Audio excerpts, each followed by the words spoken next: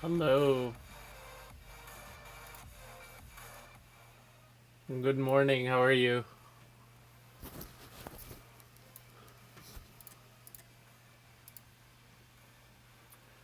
Nice to see you guys.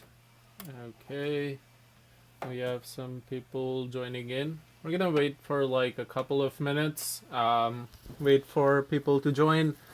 And then I don't think there's gonna be a lot of people live today just because it's it's not usually the time we do live streams. Um, but we'll see. We'll see how many we get, and we'll start shortly.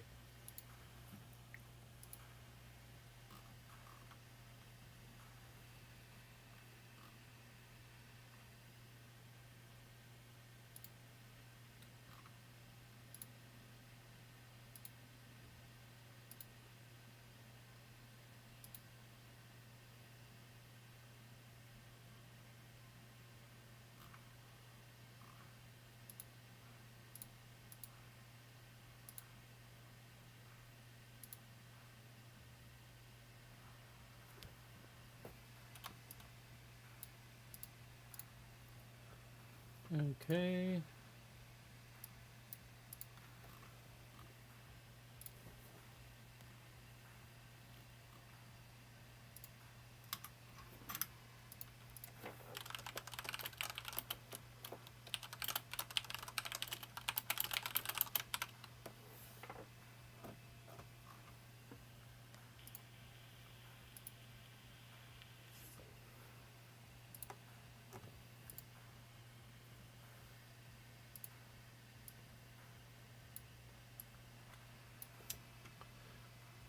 Okay. Cool. Hey everyone.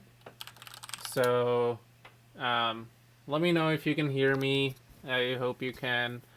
Um, I hope my internet is okay. Actually, I've been having some issues with my Wi-Fi lately, but I hope it's fine. So today we're gonna be doing NFT Collection Part 2. I believe in the last NFT Collection video, in Part 1, we left off at the contracts. So we have the contract done, and we want to go ahead and create a website where we will use the contract. So yes, sir, definitely learn Web3 development, and you can definitely bag a great job. Um,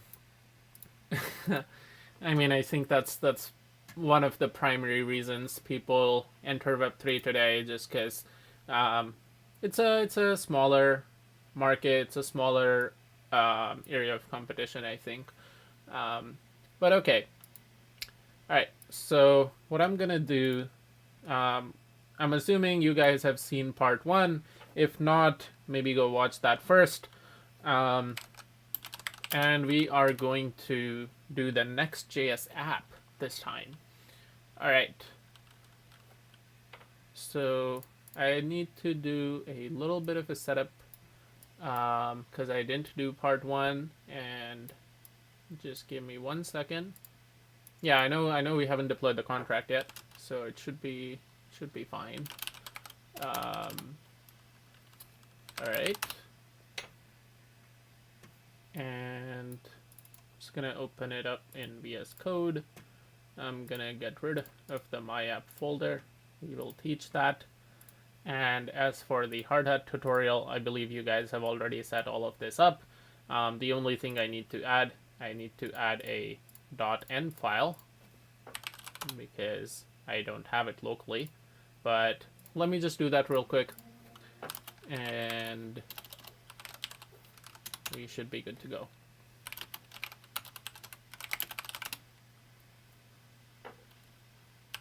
All right, and then give me 1 second.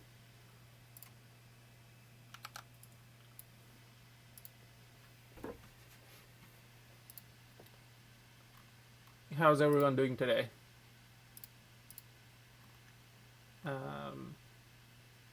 Perfect.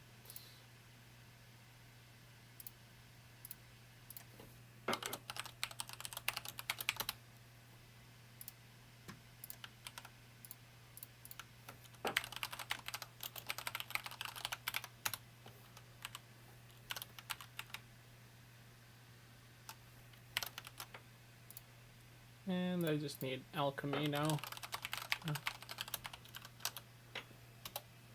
Alchemy I'll just get from here. So we're going to deploy the contract to Rinkeby, and then we're going to start out by building a Next.js app. Next.js, for those of you who don't know, it is a framework for React, right? So you hear about React and you hear that React is a framework for JavaScript, and then Next.js is a framework on top of React, which adds some cool functionalities that we will learn about. And we're gonna play around with that. Okay, so assuming you guys have seen part 1, this should look fairly straightforward to you guys. So this is our hard hat contracts. This is the configuration, and then in the first tutorial in part 1, we did the NFT contract, and then the one before that we had a whitelist contract that we deployed. All right, so as for the whitelist contract, that's from before this one. So I have the address of the whitelist contract, and I'm going to go into my scripts, into my constants, and we already have a whitelist contract address here. Nice. And then it kind of depends, the collection kind of depends on the metadata, and we will get to what that is. Before we get there, let's get started with the Next.js stuff. So what is Next.js? I've been talking a lot about it. Next.js is basically, as I said, it is a framework on top of React. And what it means is, like, React, you use React to build websites. We built one in the whitelist app. Next.js, we use Next.js there as well. And Next.js but we're going to see its actual usage now. So Next.js is kind of really good if you want to have your React websites work faster, right? That's basically like the big thing. It's faster than React. It does some cool server-side rendering things. And it also, other thing it allows you to do is it allows you to build backends, right? So React is a front-end framework. You can build a website with React, but Next.js allows you to build backends in the same code base, right? So typically you would use something like Express, Node.js, or like Spring Boot and Java, or like Django and Python or whatever, to build a backend that is separate from your React app. But Next.js kind of combines the two, and you have a single code base for both your front end and your back end. And we're going to use that feature today. We're going to write a very simple backend for the NFT collection. So how you get started with doing this is you open up your terminal, right? So I'm going to grab my terminal over here. I hope you guys can see this. So here's the terminal. And then I'm going to enter my NFT collection folder. And what I'm going to do is I'm going to do npx create next app latest. All right. So, npx create next app latest. And what this is going to set up a default Next.js app for us. You guys have already been through this in the whitelist tutorial, so I won't go into too much detail. Also, if you guys have any questions at any point, type them in chat. I'm looking at chat. I will be answering any questions that you may have. I know this is an odd timing. For those of you in Canada or US, I know it's like pretty late, so thank you guys for joining. And it's also like really early morning in India, so thank you guys for joining if you're here. I know it's a bit of an odd timing, but that's what the people voted for. We're gonna wait for this next app to start. Let's see. It's gonna take a while, download all the dependencies and everything.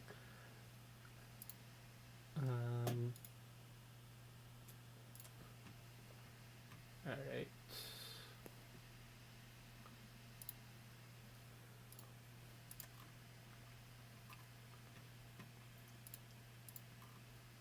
So let's think about like, what do you really need in a website, right? Like, while this loads up, In an NFT website, you basically want one thing, but we're going to expand that a little bit. At the core of it, you want that users can come to the website and mint your NFT, right? You basically buy your NFT in exchange for some ETH. The second thing you want to do, because we built a whitelist before this, we want to give the people in the whitelist priority access. So we want to give them access to like a pre-sale, and only people in the whitelist can take part in the pre-sale, and then everybody can then take part in the public sale after that's done. So that's what the website is used for.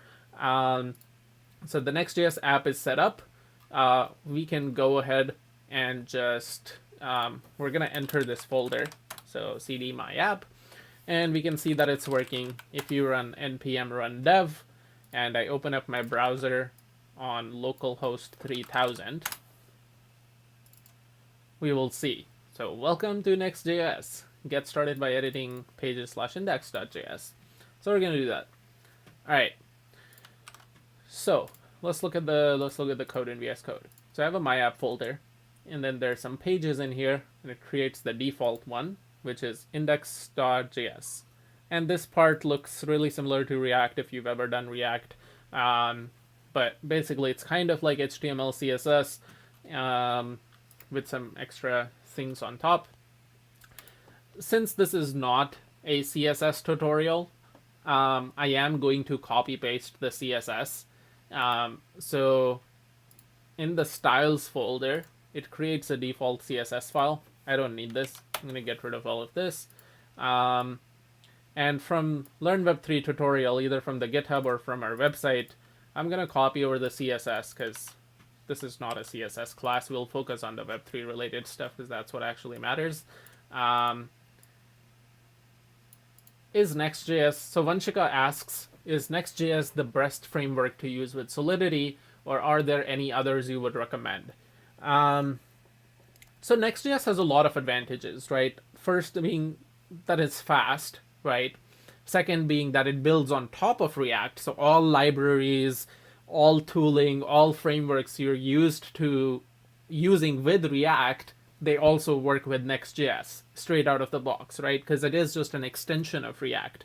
And then it allows you to create backend in the same code base, which is really nice, and we will see why. And lastly, it is very easy to deploy, right? So if you go on Vercel, we did this in whitelist, like it is super simple to deploy a Next.js website on an actual domain. And kind of because of these reasons, like it's sort of gained a lot of market share. It's basically really big now, right? Like even outside of Web3, even outside of the blockchain world, I see more and more people are starting to use Next.js than they are using React anymore.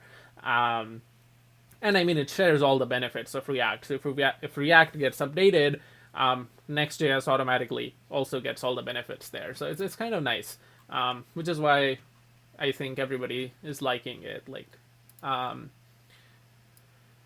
I don't know any other framework that does server-side rendering.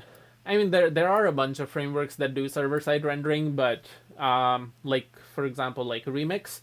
But the problem is like React just has such a big community, right? Like if you have any doubts, if you get stuck at an error in Next, people who have experience with React can all help you out.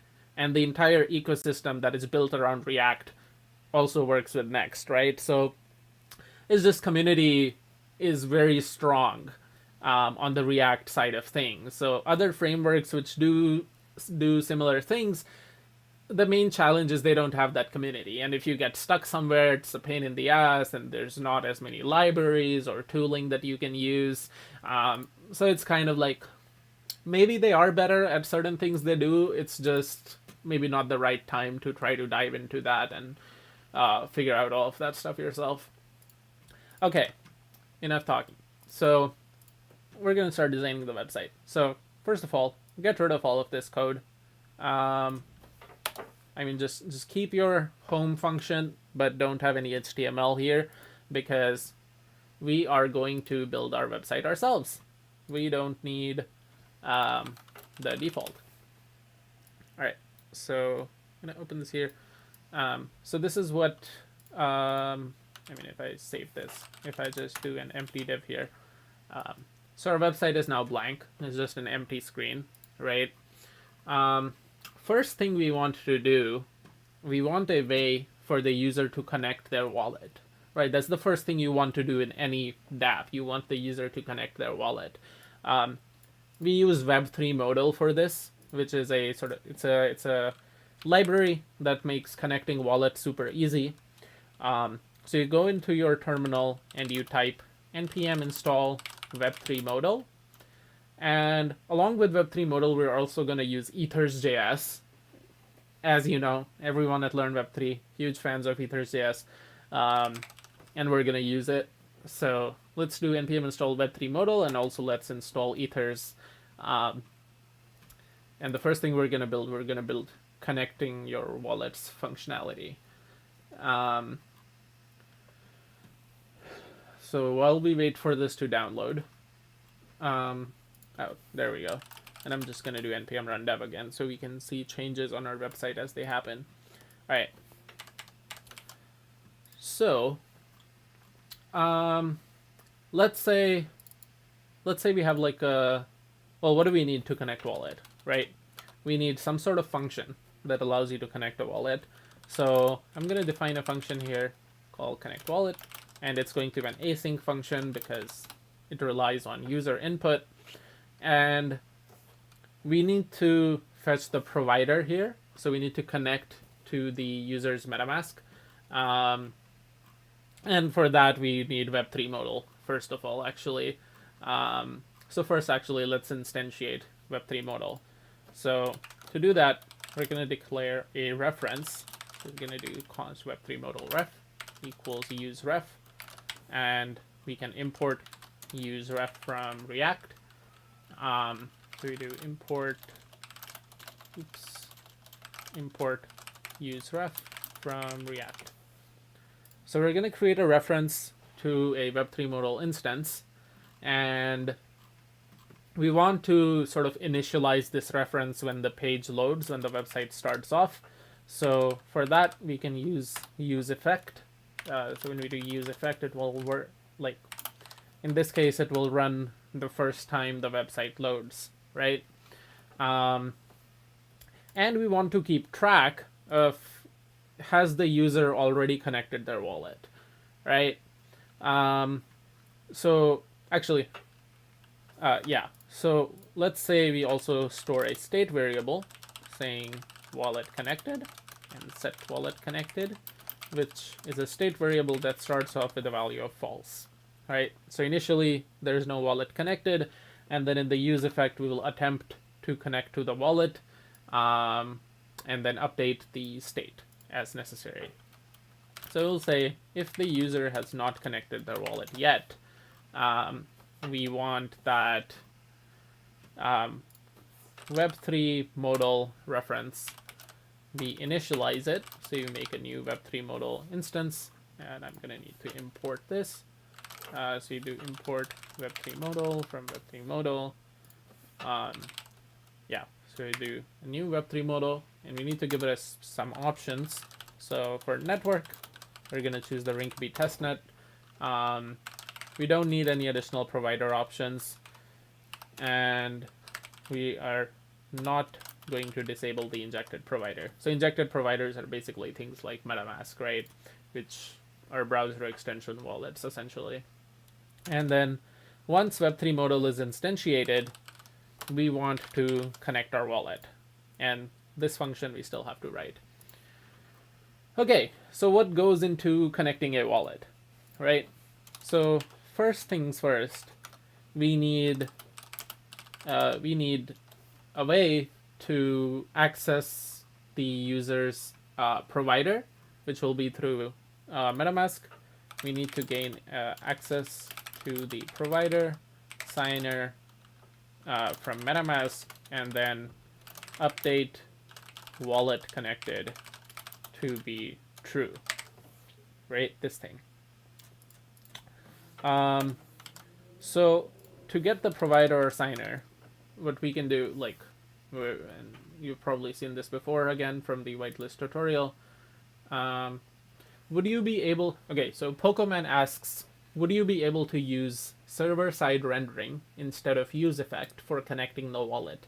Actually, no, because server-side rendering is when like the server alone can deal with the things that it needs to do for whatever that task is, right? Like so like for example, maybe if your website is loading data from an external API and it needs to do that when the page loads, you can do it on the server side and just render the front end directly, right? You can do that API call before the page actually renders, and that's fine.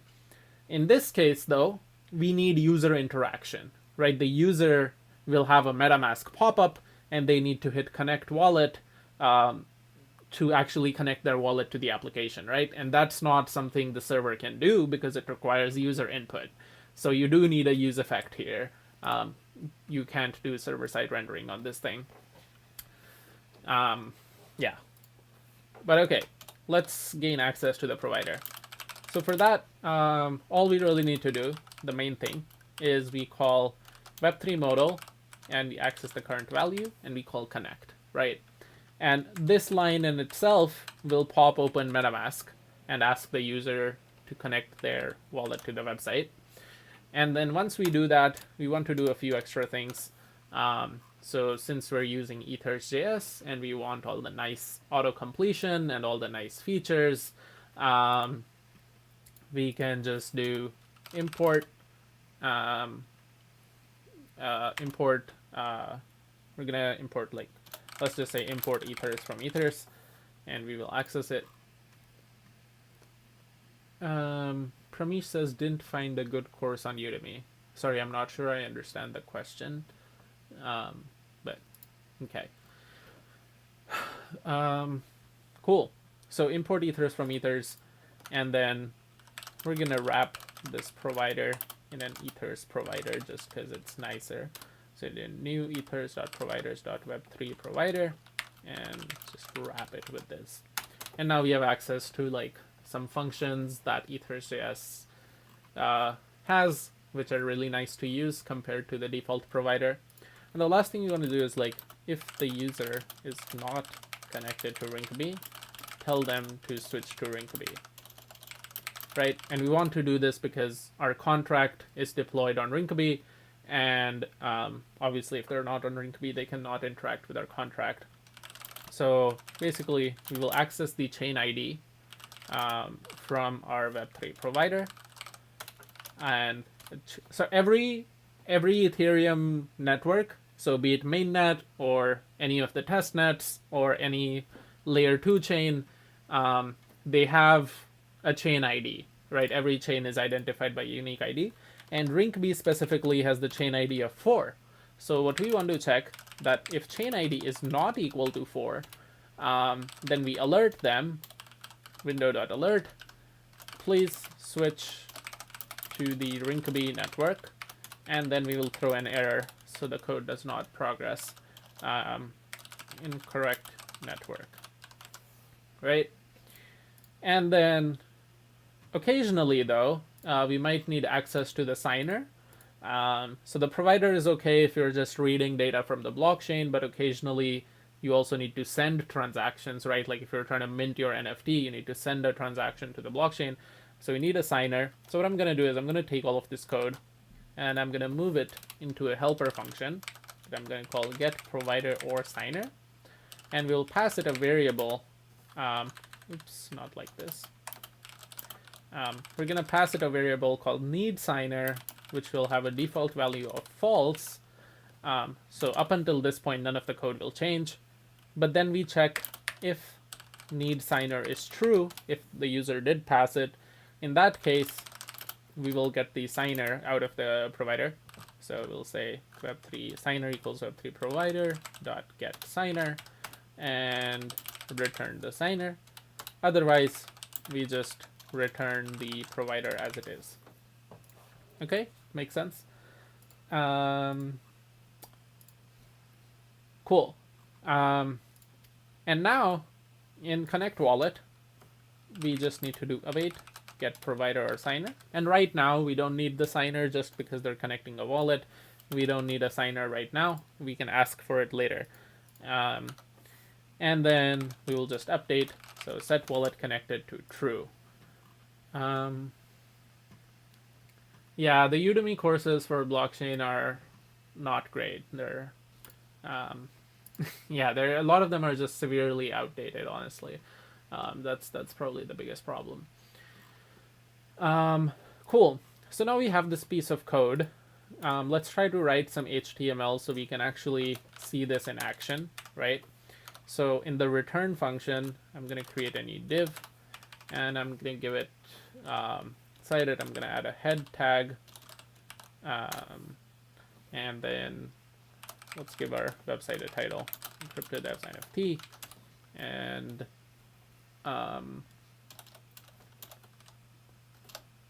and we will add the rest of our main body here. So we'll do div class name styles.main, and we actually need to import styles. So we copied over the CSS. So it has these classes that I'm going to be using. So you just import styles from the CSS file, and then you can do styles.main, and this will basically apply the main class from CSS. So we do div class name styles.main, and here, let's say we just have a small button, right? And all this button does is it's like a button, and on click we do connect wallet, and the class name is like styles.button, and we say connect wallet, right? But we only want to show this if the user hasn't already connected their wallet, right? If the user has already connected their wallet, we don't want this button to appear. So I'm going to wrap this in a conditional. I'm going to say wallet connected, or rather, let me do a ternary statement. So if the wallet is connected, then return this, otherwise return null. So otherwise it won't have anything. And then in connect wallet, last thing, actually, this is fine. So if I refresh this page now, and let's see our terminal. Oops, head is not defined. I forgot to import head. That is my bad. So I can import head from next/head. All right.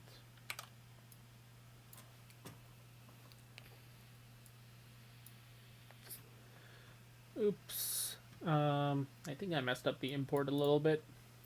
I think I need to do star as. Or actually, you know what we can do? We can just import it directly. So you can just do import providers from ethers, and then this will allow us to get rid of this. All right. Okay. So we have a big fat blue connect wallet button showing up here. And as you can see, like my MetaMask is currently not connected to this website. If I hit the connect wallet button, oh shit, I'm connected on a different wallet actually. I think. Let me disconnect from all of them because it gets buggy. So disconnect this account, disconnect all accounts, refresh. And yeah, so the use effect ran, right? You know, the use effect, when the page loaded, it instantly popped up MetaMask for me. And now it's going to ask me to connect my wallet. If I click next and I hit connect, oh, I messed up the conditional rendering. This button should appear when the wallet is not connected. There we go. So yeah, now that my wallet is connected, the button has disappeared. And like, and if I were to disconnect this account and refresh the page, you'll see it pops up again. And if I don't let it connect, if I like hit cancel here or something, it says an error because we haven't handled errors yet. But basically we have the connect wallet functionality, a very basic version of it working. All right, so now you've connected the wallet. What do you need to do? So in our contract, I'm going to open up the contract real quick. So in our contract, we have a function called start presale, right? Before you can, like the owner of the contract, for example, I'm going to be deploying this collection, so I need to start the presale, and then the presale will start for like 5 minutes, and then 5 minutes later, the normal sale will start. Okay, so first thing we want to do is maybe allow the owner to start the presale on the website, right? And to do this, we actually need two things. So we need one function. I'm going to collapse these so it doesn't take up useless space. So we need two functions. We need one function to check if presale is already started, right? And we're going to implement this. And we need another function to do actually start the presale if necessary. And again, we're going to restrict this to only be callable by the owner, right? So to check if the presale is started, we're going to wrap it in a try catch. And actually, I'm going to wrap connect wallet in a try catch as well, because it was giving me this error when I didn't connect wallet. And in that case, I'm just going to log out the error instead of throwing a big fat error window up on the screen. So yeah, and in catch error, again, I'm just going to do console.error. So check if presale started. So first we get a provider, right? And get provider or signer. We already have that function. And now we need to instantiate and get an instance of your NFT contract. So we currently don't have a way to do this, right? Because to get the NFT contract, we need two things. We need your contract address and we need your contract ABI, right? So what I'm going to do, I'm going to create a new folder here inside of my app, and I'm going to call it constants. And I'm going to create a file, index.js. And in here, I'm going to declare two things. So I'm going to do export const NFT contract address, and we're going to fill this out. And the other thing is I'm going to do export const NFT contract ABI, right? And we're going to fill this out. And you can get both of these basically. I mean, you'll get the address after you deploy your contract. And the ABI, I can get the ABI right now. Oh, actually I can't because I haven't compiled my hard hat contract. So I go into NFT Collection. Let me make this a little bigger. Go into hard hat tutorial, do npx hard hat compile. Oops, I haven't even installed. Sorry, I just cloned this repo for a fresh start. I didn't install any packages. While we wait for that, so we're gonna fill in this information here, and we can use it. And the way we use it is like, well, first we import these two things. So we do import these two things from constants, and this will be NFT contract ABI and NFT contract address. And in the ethers.js import, we add a new import called contract. So this will allow us to create a contract instance, right? So to get an instance of your NFT contract, you do const NFT contract equals new contract. And this takes in 3 arguments, as you can see. So the first one is the address, the second one is the ABI, and the third is the provider. So we have all 3 of those things. So we do address, ABI, and then we also have a provider, right? And now this will let us talk to the blockchain and get read values. This is just a provider, so we can't send transactions with this instance, but it will let us read values, right? And now we can check, has the presale already started? So we do const is presale started, and for that we can call a function on our contract. Presale started, right? And I mean, you guys defined this function in the last tutorial, so there is it's not a function, it's a public boolean, but you can read public variable values from Solidity, just like calling a function with no arguments. And this will return us a Boolean, and then we can check that, and we're going to keep track of a state variable. So we're going to say presale started or set presale started, and it's going to start off as false. And I am going to do I'm going to do set presale started to is presale started for now, and we will make tiny little changes here, but for now this is good enough. Cool. So we check if the presale is started, and then we want to do start presale, right? So this is going to be a very similar piece of code. Wrap it in a try catch, catch the error and print it out. And this time though, we need a signer. So we do await get provider assigner true. This is because when you're starting a presale, you're sending a transaction to the blockchain, right?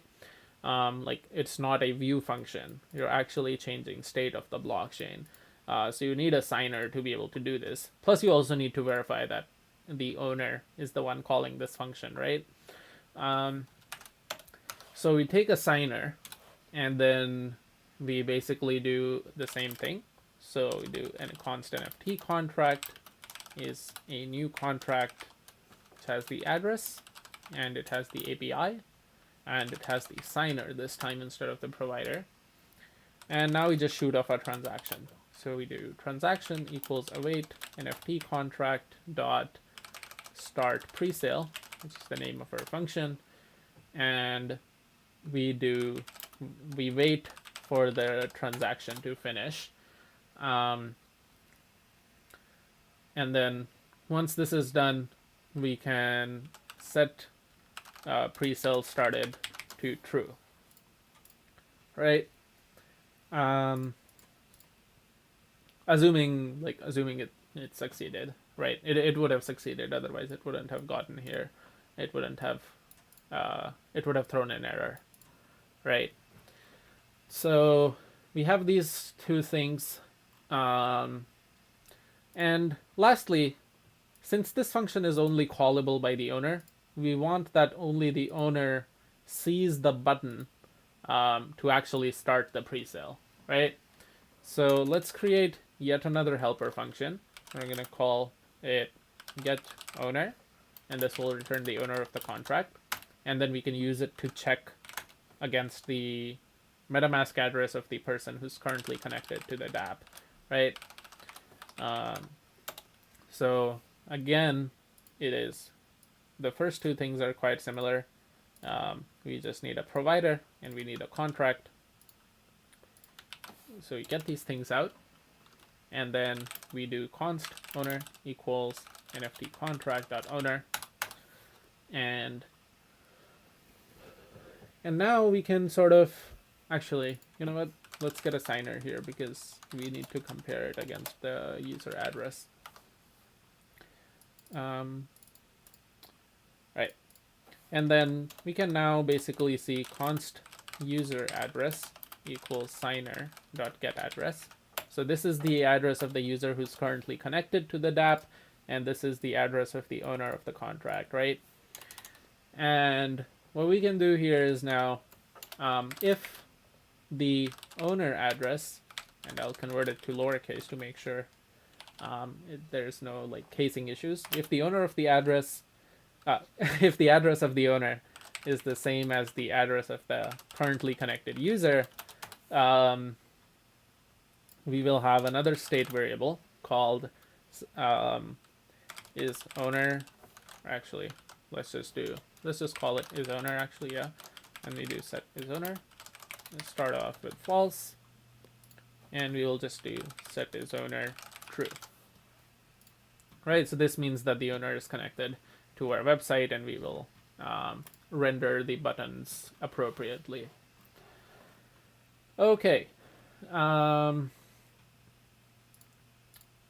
So far we have check if presale started. Oh yeah, and we want to check if the presale is started on-page load, right? After the user connects their wallet, we want to check if the pre-sale has started and if they are the owner and all of that stuff. So we will add it as part of the use effect, right? And we will do check if pre-sale started right here. And then not just that, we also need to be checking if the pre-sale has actually ended, right? Because depending on that, we will either display the pre-sale mint function or we will display the regular sale function, right? So the way we check for pre-sale ended is basically also the same thing, where we just have we have a timestamp. So we have a UN256. We have a timestamp for when the pre-sale ends, and we can compare the current timestamp to that. And if right now the time is greater than when the pre-sale ended, that means it's already over. Otherwise, it's still running, right? Cool. So let's actually what we can do here, and maybe this is I'm just thinking about this is maybe a slight improvement over the level on our website. Instead of storing pre-sale started and pre-sale ended as two separate things, we can do is pre-sale ongoing, right? And set is pre-sale ongoing, right? And then we can update this function to say check if pre-sale ongoing. So this will do both things, right? Has it started and has it not ended yet? Oh wait, never mind. You do need it as two separate things because you need it to check if the owner still needs to start the pre-sale, right? Because it's possible we say that the pre-sale is not ongoing because it started and now it's ended, but then we don't know how do we show the owner start pre-sale, right? So you do need it as two separate things. Sorry, my bad. I'm gonna do pre-sale ended and set pre-sale ended. The use state false, and so we do const check if pre-sale ended equals async, and wrap it in a try catch, and do a console.error here. Nothing more than that. And again, the first two things, we need a provider and we need a contract instance. And now we check const presale end time equals await NFT contract dot presale ended, right? And this will return us a big number because this will return a big number because presale ended is a uint256. So with big number, we're gonna have to take care of a few little things. And secondly, actually, this will return a timestamp in seconds. So it will return a timestamp with like how many seconds it is. And then we do what is the current time, right? And the current time in JavaScript is basically date.now, but date.now returns a timestamp in milliseconds, and we want to compare it against a timestamp in seconds. So we're going to divide this by 1,000, and it'll say current time in seconds, right? And now we can just compare these two things, right? We can just be like, const has presale ended is equal to if presale end time is less than. So since it's a big number, you can't use you can't do less than like this. You have to do the big number less than function, which is LT. So you do presale ended dot less than current time in seconds. And since we're dividing by 1,000, this has the potential to be a float value. So I'm going to floor it, so it's always an integer. And this will tell us whether or not the presale has ended yet, right? And we just do set presale ended equal to has presale ended. Does that make sense? So we're basically checking if the presale end time is less than the current time, which means it's crossed that, so it's no longer running. It's done. But if the opposite were true, if the current time was less than the presale end time, which means it's still going on, then we will set presale ended to false. Right? Cool. So we have a bunch of functions. We want to check what's going on. And what we're going to do is, so we check if the presale is started over here, right? And then we want to check, essentially after this, if the presale has ended, right? But React has this weird thing where when you're using state variables, so any of these four, state variables, when you do something like set state, so you basically set the value of a state variable, it actually happens asynchronously, right? And this is like JavaScript's weird quirk, right? A lot of things happen asynchronously. So what that means is, and I can show it to you, if right here I was to print out console.log presale started, and if I were to open my console over here, oops, sorry, not responsive. Right, so this is the website, and if I refresh it, oh, it's not gonna work right now because I didn't give it a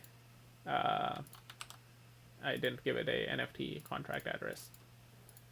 Right. Yeah, we were waiting for Hardhat to install dependencies. So let's deploy our contracts at this point. So I'm gonna compile the Hardhat contracts that we wrote, and I'm gonna wait for it to compile. Perfect. And I'm going to npx hardhat run scripts deploy network Rinkeby.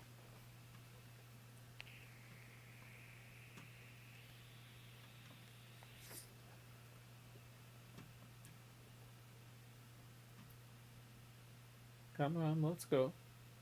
All right, perfect. Cool, so we have our contract address right here. I'm gonna pop this in here. And for the ABI, we can get the ABI from the artifacts folder, artifacts, contracts, cryptodevs.json, and you basically want to grab this big array. Oops, not this. So you want to grab this entire, you're going to grab this entire array, copy it, and paste it right here. Perfect. So we have our ABI, we have our address. Let's refresh the page now. Perfect. So, okay, it actually printed false, but in this case that's true because we start off with a default value of false. But actually, let me make it true, right? Let me make it true, and it should return false because the presale hasn't started yet. We haven't started it. But if I start off with the default value of true and refresh it, you see it actually returns true. It doesn't return false. It's supposed to return false, but it doesn't do that. And that's because set state takes some time. It's not synchronous. So by the time this function call has ended, we actually cannot access the value of that state for maybe a few milliseconds after that, like 100 milliseconds or something, maybe less. But basically, the directly next line of code will not have that value.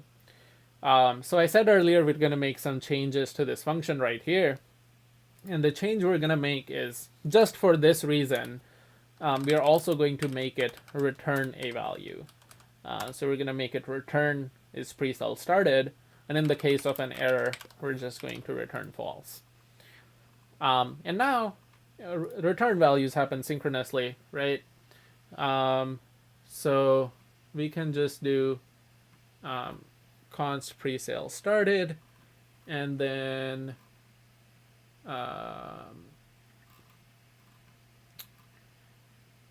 give me a sec.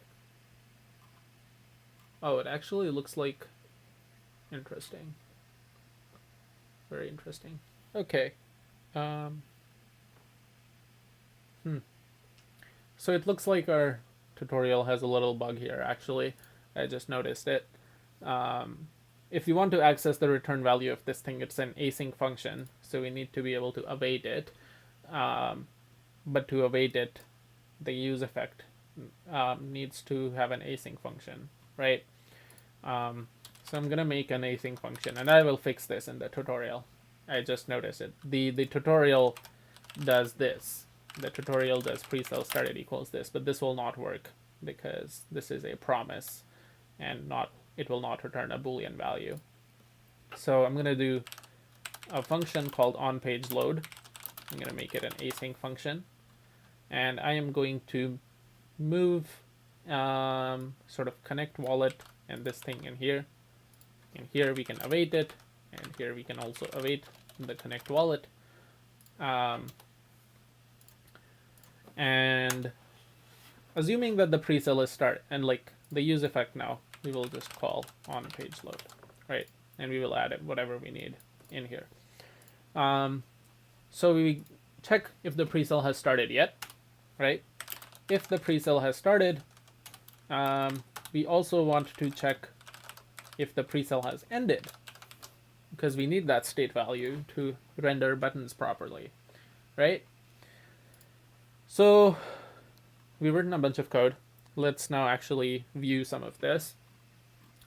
So what we can do is we are going to, rendering conditional variables in React through ternaries can get really bad really fast, because if the wallet is connected, then you want to check is the presale started, and then you do something, otherwise you do something else, and then you have internal ternaries in there, and it just gets really hard to read and really ugly. So what you can actually also do, you can have a separate, you can just make this a function, right? So function render body, and here you can use your normal nice looking JavaScript code. So you can just do like what we had earlier was, if the wallet is not connected, then we return a button saying please connect your wallet, right?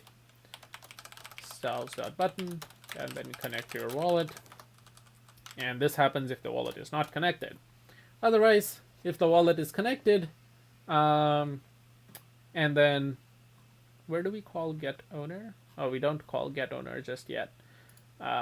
So maybe we do that. So as part of page load, we also check. So we check if the presale is started. I think maybe before this, we can also just call await get owner, so that our is owner field is set, right?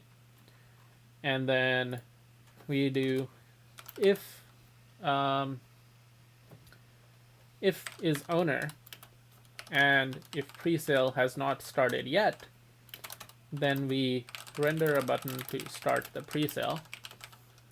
Otherwise, if it's just that the presale has not started yet, but you're also not the owner, then we just say that presale hasn't started yet, come back later, and then we will add some more things in here. So actually, we also want to add, so if the presale has started, but it has not ended yet, so it's going on right now, allow users to mint in presale, and they need to be in whitelist for this to work, right? And then lastly, if the presale has ended already, in that case, allow users to take part in public sale. Okay, so we're just going to display a bunch of different buttons depending on what's going on. And maybe let's let's do this first. So if the user is an owner and the presale hasn't started yet, we will return them a button, and clicking it, we will call our start presale function we wrote above, and this will also look like a button. It'll be start presale, right? And if I go on the and in your, you can just do here is you can just call this function called render body, and it will like render whatever is returned from here. So let's refresh our website. So it says connect wallet. Oh, it says signer.getAddress is not a function. That is very interesting. Where is it saying that? Okay, I think there's only one place I actually do it. Okay, signer.getAddress is not a function, and it's saying that as part of getOwner. Okay, I think it's probably because I need to await it. Oh, and also if I'm getting a signer, I need to pass true, obviously. Cool, let's refresh.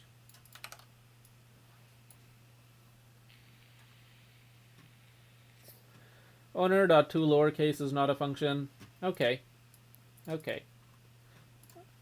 Oh my god. I forgot to await it again. I'm so sorry, guys. I'm having these brain farts. Okay, there we go. So I'm connected with the wallet that I used to deploy the contract. So it allows me to start the presale. But if I were to switch to a different wallet, let's say this one, and connect with this one, it will not show me start presale anymore. It will just be stuck on connect wallet, essentially. And it'll just show me nothing, right? Because if the wallet is not connected, because the wallet is connected, but you're not the owner, and none of the other cases return anything just yet. So it's just an empty page, right? So let's go back to the account I was using to deploy. And let's fill out the rest of the functions, like the rest of the cases. So we now have the ability to start the presale, right? That is totally fine. And I can actually demo that, but it will require me to redeploy a contract afterwards. Actually, maybe I don't send out the transaction. So I click the button, and MetaMask pops open, right? And it tells me I can send this transaction and the presale will start. I'm not going to do it right now because then 5 minutes later the presale will end, and I want to be able to demo all of the things. And I don't want to redeploy contracts, but it's working. It's asking us to send a transaction, and it's not saying that the transaction will fail, right? Okay, so what happens if you're not the owner, but the presale also hasn't started yet, right?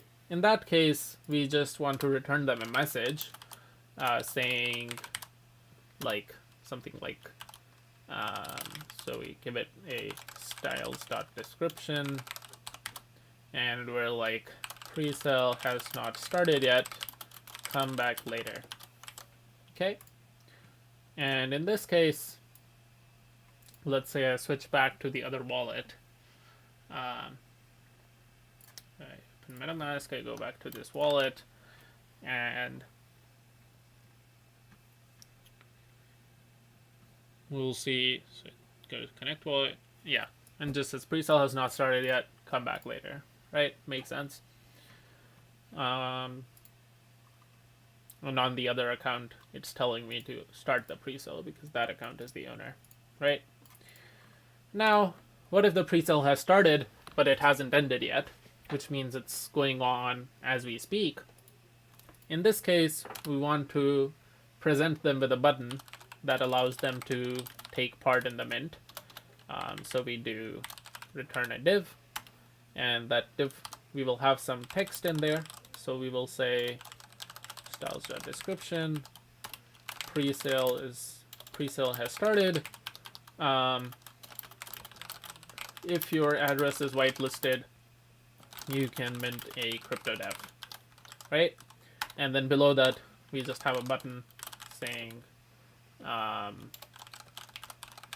yeah, we just have a button that's like on click equals pre-sale mint. We haven't made this function yet, so maybe I get rid of this because this function doesn't exist right now, but it will be a pre-sale mint function, right?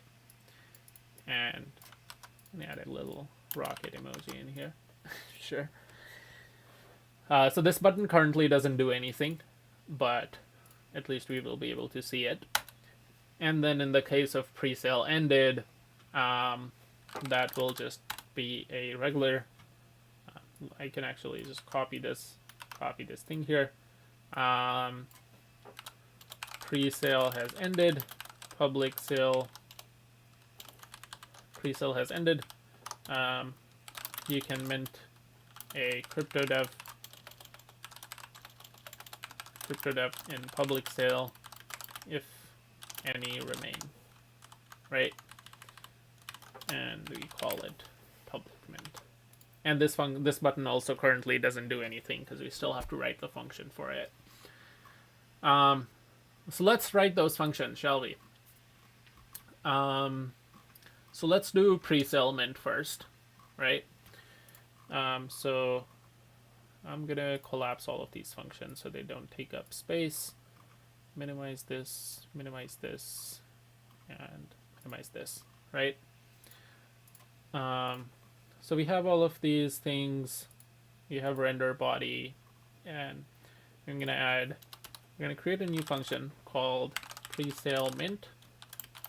Again, it's an async function. You wrap it in a try catch.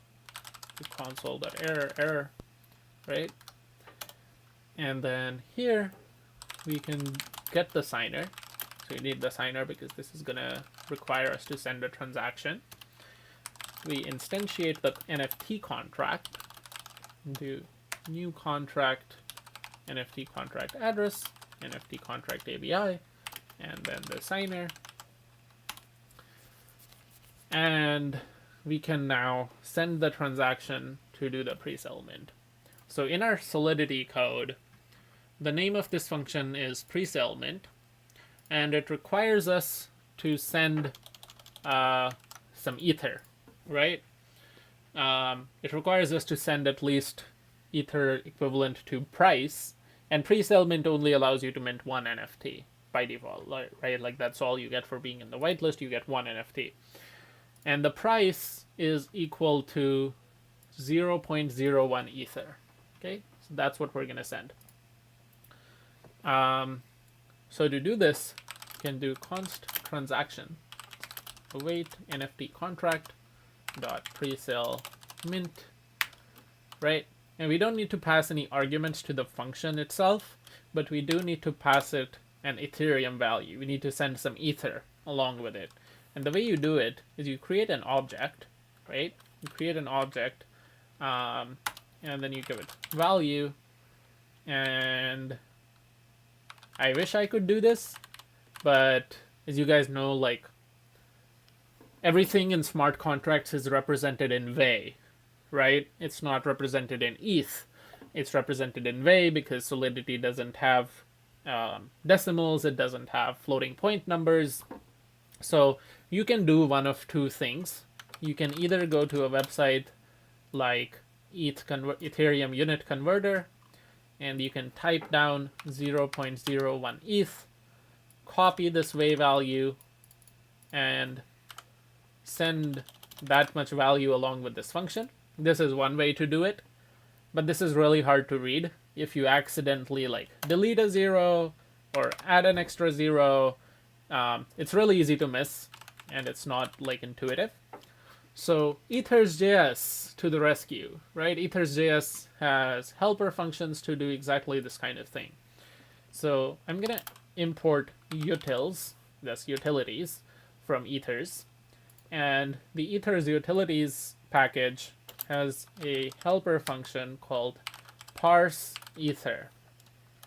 And what parse ether does is it takes in a value in terms of ETH, and it converts it into a big number in the way format, right? So this is much more readable. It's clearly 0.01 ETH, unlike having like this huge number in there that nobody will understand what it is just by looking at it. So we do this transaction, we make the transaction, and then we wait for the transaction to be mined. And maybe we give the user a little pop-up saying, you successfully minted a crypto dev, right? Congratulations. Cool. That's it for the pre-sale mint. And the public mint is very, very similar to this, right? You could actually probably make it a single function with an argument to decide which function you want to call. But for now, for the sake of beginner-focused code that is easy to read and understand, we're going to create a separate function that I'm going to copy-paste all of this. And the only thing that really changes is you call a different function. You call mint instead of pre-sale mint on the smart contract. That's it, right? Everything else remains the same. Everything else works the same way. There's no other issues in this piece of code. And now let's go back to our HTML. Let's go to our render body and make those buttons actually do something. So this pre-sale mint function, we can now hook it up. We can say on click, it will invoke the pre-sale mint function, and the public sale one on click, it will invoke the public sale function. Public mint function, right? And now let's actually demo this. Now I can show it to you. So let's switch to the owner address. MetaMask is so slow today. I think it's probably because of my computer. I have like 2 monitors on tiny 13-inch Mac, and I'm live streaming and everything, so I think my laptop is a little bit out there. It's a little out there in terms of what it can do. It's a tiny little machine. Okay, so first things first, I'm the owner. I'm going to start the pre-sale, right? It's going to pop up in MetaMask for me. And I hit confirm. All right. And then we're going to wait for that transaction to go on. Actually, it would be nice if we could have a loading indicator here, right? Like, because we don't know what's happening. Unless you open MetaMask and you look at it, you didn't know. It seemed like the website was stuck. So maybe we add a loading indicator. Actually, let's do that right now so we can actually see it in action, right? It's super simple. So we're going to just create another state variable. We're calling it loading, and do set loading. And we're going to start it off with a value of false, right? And in our rendering thing, we're going to say that if we are currently loading something, instead of rendering like buttons, we're just going to render a little piece of text that just says like loading. Right, and you could replace this with an image. You could replace this with like a spinner or whatever, whatever you want, whatever you would like to see. For now, we're just gonna have some loading text, right? And maybe let's make our website a little bit pretty. Let's add like an image over here or something. We do that in the tutorial, so I think let's just add the image as well, as it'll be nice. Our website looks very boring right now, right? It's just a single. There's just a single little piece of text. So I'm gonna download the crypto devs image. We have the link for this in the tutorial, but I am gonna download a crypto devs image. And I'm gonna place it. So Next.js has a folder called public, and in public you can basically place your images, your fonts, audio, video, what have you, that you want to render on the website, right? In here, I'm going to create a folder called Crypto Devs. And I'm going to download this. I am going to download this SVG image. So we go to this SVG image. So I have the SVG image open right here. right? And I'm going to basically drag and drop it into this folder. I hope it works. Of course it doesn't.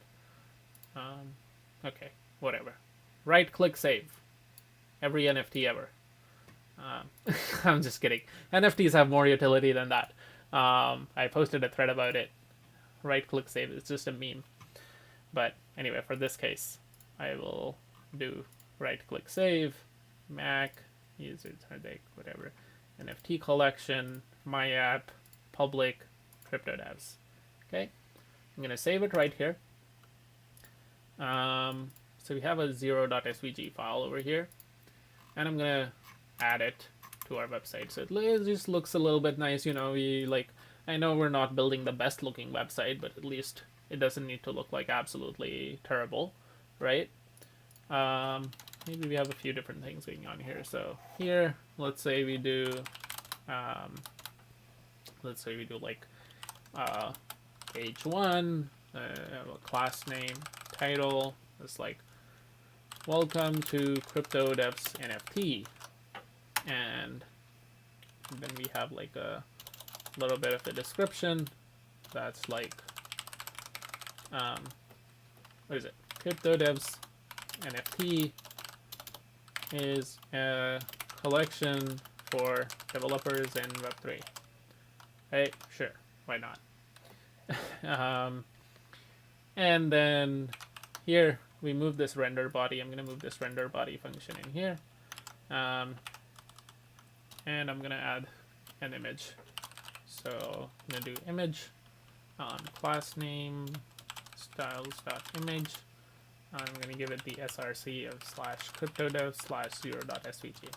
So the way this works is anything in your public folder, so the root of the source, so like this right here, this slash right here, represents your public folder. And then anything inside of it, you can refer to it by like the relative path. So this right now is the public folder. Inside the public folder, I have a folder called CryptoDevs, inside of which I have a file called 0.svg, right? So we do this, and then I'm going to add a footer just in the tutorial, because why not? And our website looks a little bit nicer, right? It's fine. It's okay. Cool. So anyway, oh god, I imagine the pre-sale is probably over by this point, right? I think we spent more than 5 minutes on that. Yeah, we're back to public mint. Oh no, we missed the pre-sale window. We missed the 5-minute pre-sale window. Okay. It's actually probably fine because I don't think this address was in the whitelist anyway, because I didn't do the whitelist tutorial. So I don't think I'm part of that whitelist anyways. Let's just do a public mint. So if I do a public mint right here, click on that. Wait for the transaction to pop up. Sorry, my MetaMask is just slow today. So yeah, you can see it's gonna cost me 0.01 ETH, and I hit confirm. And oh shit, we didn't make use of the loading thing. We added the loading thing, but we didn't do anything with it. Okay, so you successfully minted a crypto dev. Yay, let's go. Perfect. That's awesome. Cool. So let's try something now. And this is where we're going to get into the cool Next.js stuff of building a backend. Because our front end is pretty much done at this point, right? Like, we only have like one tiny thing. That is, we currently don't know how many NFTs have been minted already, right? And we probably want to know that. Because like if you come on the website, like you want to know, right? Like how many are left, how many have been minted already, yada yada yada. And currently we don't do that. So I am going to I am going to do that. We're going to add a way to show how many NFTs have already been minted. And then we're going to get to the Next.js backend stuff, right? So to do that, in crypto devs in the contract, we can find out, we have a max number of token IDs, right? We want to show like we want to be able to sell a maximum of 20 NFTs. And then we have a counter of how many token IDs have already been minted, right? So essentially we just want to fetch this value and we want to say that, oh, like this many have already been minted, and we want to refresh that value every so often because other people might be minting it and you want the website to kind of stay up to date and show it in real time, right? So to do that, let's add yet another function. So we're gonna create a function that says const get num minted tokens, right? And it will return like how many tokens have been minted already. And this is a pretty simple function call. So you do it in try catch. Oops. Yeah, in case there's an error, you just console log the error. Otherwise, we get a provider as usual. We instantiate an instance of the NFT contract, and I'm just going to copy it. We do this, except we pass the provider instead of the signer. So you have an instance of the NFT contract, and then we get const token IDs, or const num token IDs equals await NFT contract dot token IDs, because that's the name of the public variable. That's the name of the public variable right here. And again, this is a uint 256, so it's going to return us a big number. But since we want to display it on the front end, we can just store it as a string, really. Or we can store it as a big number and convert it to a string during render. It doesn't really matter. But we want to store it in state. So we create a state variable saying num tokens minted into set num tokens minted. And we start it off, let's say we store it as a string. So we started off with an empty string. And then over here, we do set num tokens minted equal to num token IDs dot toString, right? And this will get us a decimal representation, so like 1 or 5 or 10 or whatever, right? So you convert it to a string and save it in state. And as part of our page load, we want to fetch this information. So we want to fetch how many tokens have been minted, and we want to update it, right? We want to keep updating it regularly. And to that point, actually, we also want to check regularly if the presale status has changed, right? Imagine you come on the website and the presale hasn't started yet. It's kind of annoying to keep refreshing the website when the website itself could sort of track that in real time and update as needed, right? So we're going to create two things, actually. So track in real time the number of minted NFTs, and secondly, track in real time the status of presale. So started or ended or whatever, right? So the way you do this, like the way you track it in real time, is we're basically going to check it every 5 seconds. Okay, that's like one way to do it. So to do that, JavaScript has this thing called an interval. So like an interval is basically a piece of code that runs every like certain amount of time, and like we can, like, let's say we do an async function, and all it does is it calls get num minted tokens again, and that will update the state value, and that will update our front end, and we call this, let's say, every 5 seconds, right? So this value you provide, it's in milliseconds, so I'm going to do 5 and multiply it by 1,000 to get 5 seconds. And we want to do the same thing for status of the presale, right? So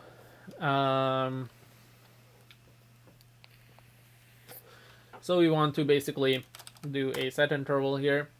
And this is quite similar. So we do this, and we also call this every 5 seconds. And here we do, check if presale started, right? And we only want to check if it has ended, assuming it has already started, right? And the reason you want to do that, actually, the reason we did this, you might be wondering, actually, why didn't we just do this? Why do we need the if condition? The reason we need the if condition is because presale ended is a number, is a uint, right? And by default, Solidity assigns, Solidity has like a default value of 0 for all numbers. So that means if the presale hasn't started yet, and if we haven't assigned an actual value to presale ended, it's just going to say 0, right? And if it gives you 0, then this check right here that we have for has the presale ended, it will always say true, because the current time is always greater than 0, right? So we only check if the presale has ended, assuming that it has started already. Otherwise, the value is useless. Like the value of 0 is useless. So we're going to get that return value from right here as well. So you do const presale started. Also await check if presale started. And if it has started, then we do await check if presale ended, right? And that's gonna update the state variables and do the entire thing, yada yada yada.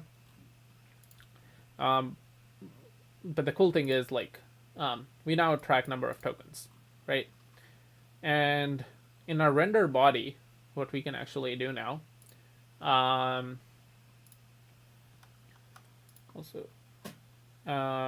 yeah.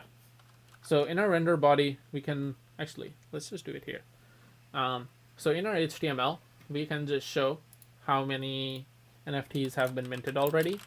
So I'm going to do a class description.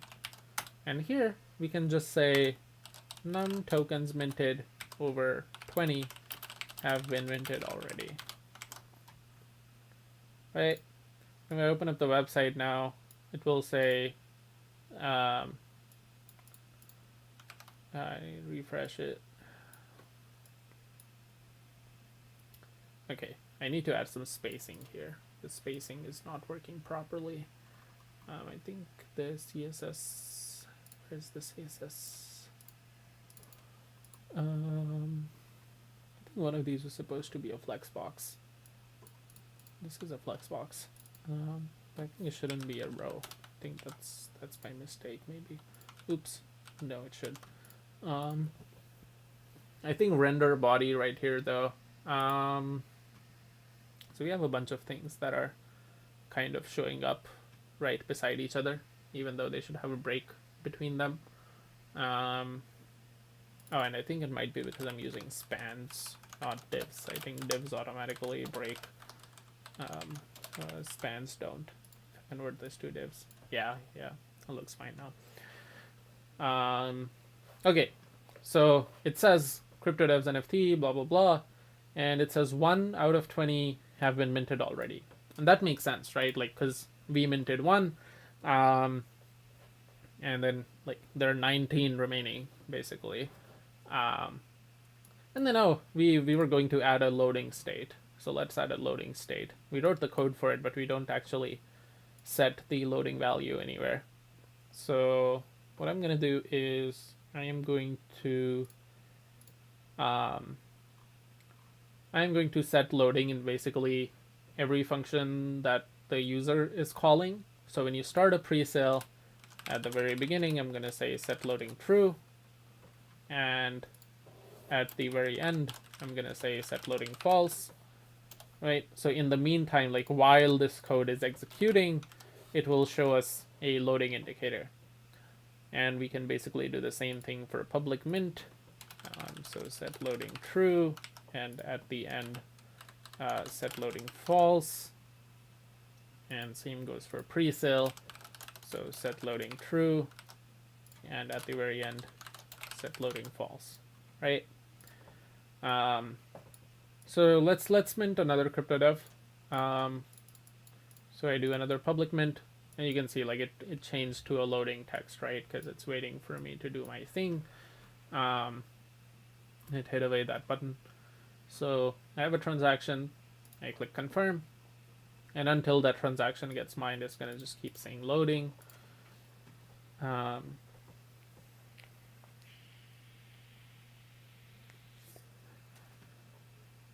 gonna wait for it to go through.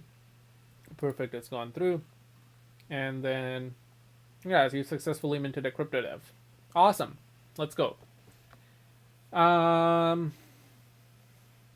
Let's redeploy the contract so we can test it again from the very beginning. And actually, I'm going to get rid of this metadata URL because we are supposed to build that. But right now, it doesn't make a whole lot of sense to build that until you see why you need that. So I will come back to that. I will come back to why I deleted it. But in the meantime, let's deploy a new contract. So I'm going to just run the deployment script once again. And it's going to give me a new address.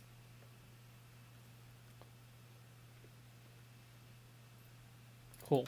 I have a new contract address. I'm going to take this and I'm going to shove it in the website's constants file. I'm going to change the address being used over here. And let's refresh the website now. Okay. So currently 0 out of 20 have been minted, and I can start the pre-sale because I'm the owner. So it goes to loading. You start the pre-sale. Wait for it to load. Confirm.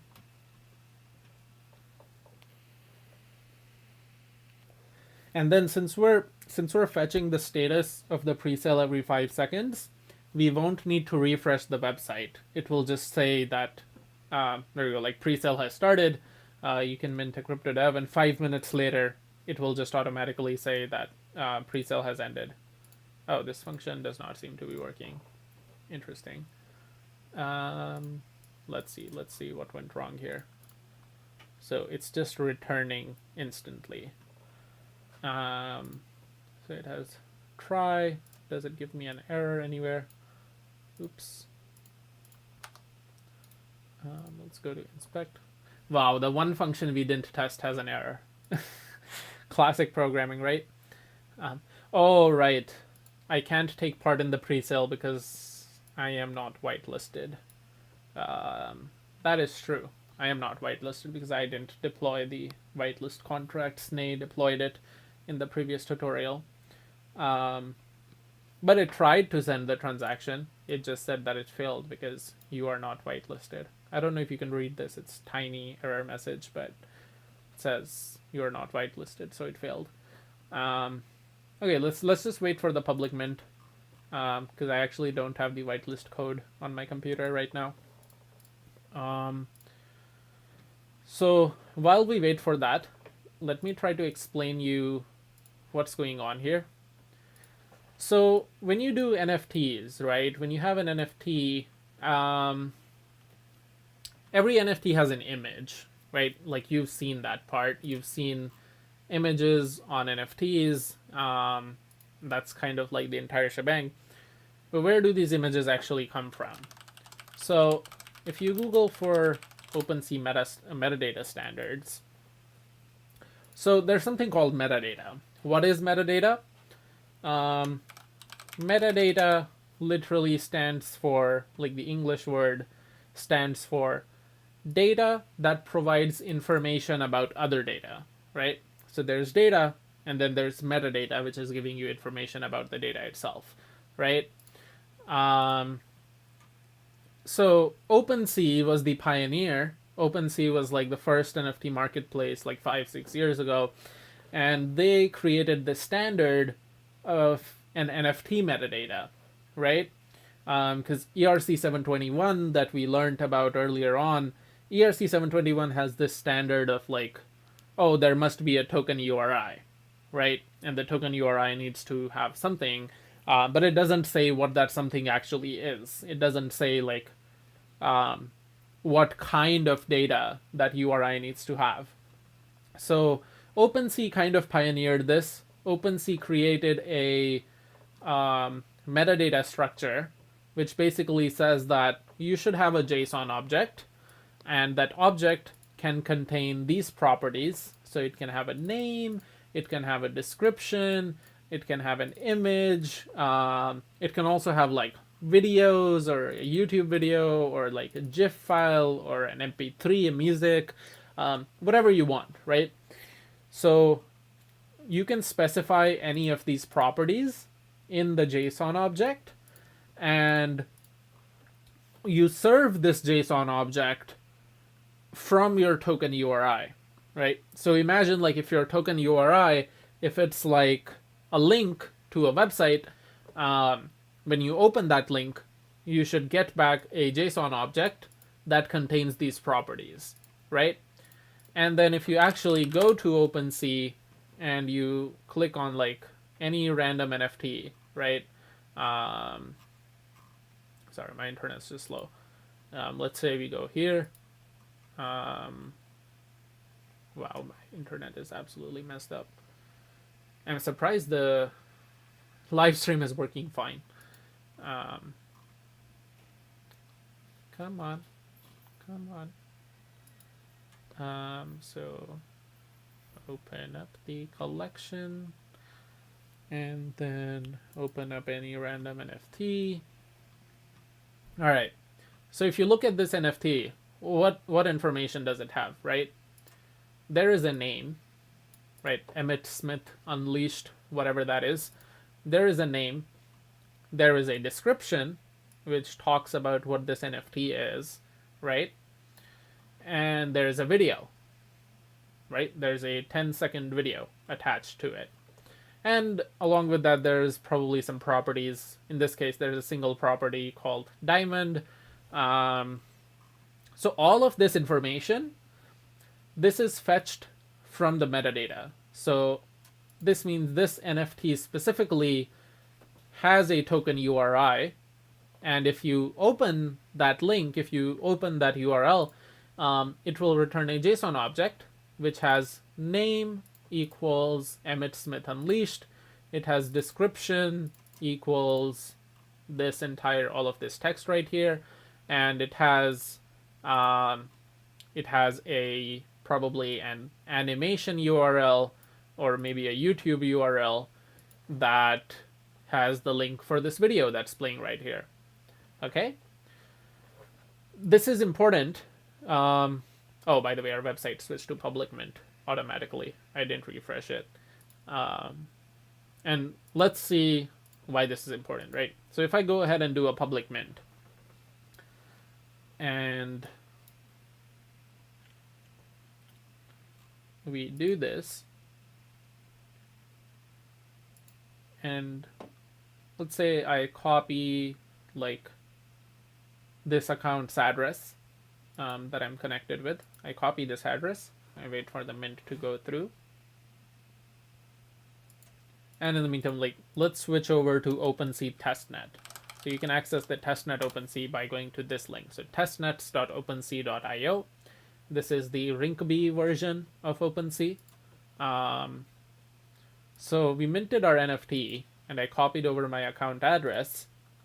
If I search for my address here, and I hit enter. Sorry, my internet is just being absolutely slow right now.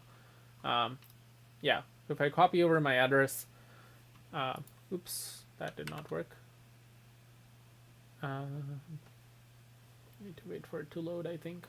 Yep. So if I go to my profile here, I probably have a bunch of spam NFTs here, to be honest. Let's go to activity. Let's look at the latest one. So I open up my profile and go to activity. Cool. So here's our most recent NFT mint. We minted this a minute ago. It says we got this 1 minute ago. And if you notice, there's nothing here. There's no image. There's no description. There's no name. It just like defaults to number 1 because the token ID is 1. Because our contract starts token IDs at 1. So it just defaults to number 1 name with no description, no properties, no image, right? And that's because we don't have a token URI. If you look at our contract in the constructor, it asks us for a base URI that we use as a token URI essentially. So we have a base URL, and then we have a function called, well, we don't have the function, but ERC721 has that function. I can show it to you. So ERC721.sol.